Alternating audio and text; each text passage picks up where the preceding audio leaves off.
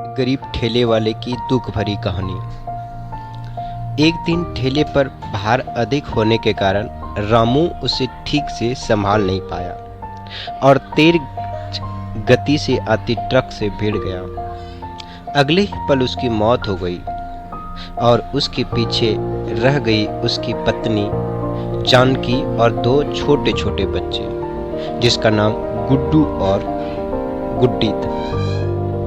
एक तरफ रामू का अंतिम संस्कार किया जा रहा था और दूसरी तरफ उसके बच्चे भूख के मारे बिलक बिलक कर रो रहे थे। नहीं इसलिए कि पापा मर गए थे, वे तो भूख से बिलक रहे थे। उन्होंने कई दिनों से पेट भर खाना नहीं खाया था और आज तो मुंह में एक निवाला भी नहीं गया था। भूख से रोए जा रहे थे। माँ माँ माँ, कुछ खाने दे दो ना माँ, कुछ खाने दे दो। माँ बड़ी भूख लगी है, माँ बड़ी भूख लगी है। माँ कुछ दे दो ना, कुछ दे दो ना। कोई पत्थर भी दिल भी इस दृश्य को देखकर पिघल जाता। पड़ोसियों को भी दया आ गई। अगल बगल से खाना आ गया। बड़े दिनों बाद आज गुड्डी और गुड्डू पेट भर के खाना खा रहे थे। अजीब विरोधाभास था।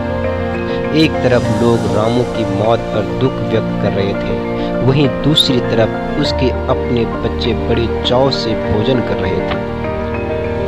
जानकी ने अगले कुछ दिनों इसी तरह से उधार लेकर इधर उधर मांग कर अपना और बच्चों का पेट पाला। लेकिन ये कब तक चलता? लोगों ने मदद करना भी बंद कर दी। जानकी पागलों की तरह काम खोजने लगी, लेकिन तमाम कोशिशों के बावजूद भी किसी ने उसके काम नहीं दिया। जब थक कर हार कर घर लौटी तो बच्चे उम्मीद से उसकी तरफ देखने लगे।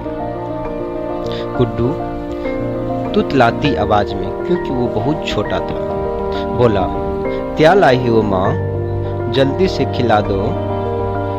बिल्ली भूख लगी है, बली भूख लगी है, तुतला तुतला कर बोलने लगा। माँ रो पड़ी और बच्चे समझ गए कि माँ के पास कुछ भी नहीं है। एक पल के लिए अजीब सा सन्नाटा पसर गया। फिर गुड्डी बोली, माँ ये गुड्डू कब मरेगा? माँ बोली डांटते हुए, पागल हो गई हो, ऐसा क्यों बोल रही हो?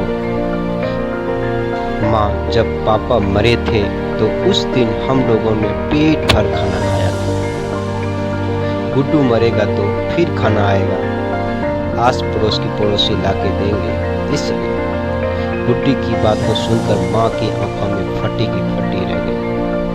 उसके पास गुड्डी की बातों को कोई जवाब नहीं था। दोस्तों, ये सिर्फ एक कहानी नहीं है, ये दुनिया के करोड़ों लोगों की हकीकत है। इस पर गौर कीजिएगा। जिस खाने को हम थाली में ही ऐसे छोड़ देते हैं, उसकी कीमत को समझिए।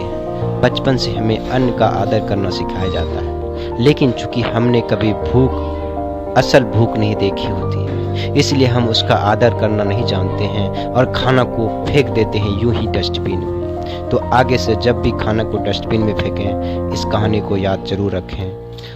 Thank you for watching. और इसी तरह से कहानी को अगर आप सुनना चाहते तो चैनल को सब्सक्राइब जरूर कर लीजिएगा। Bye bye, take care.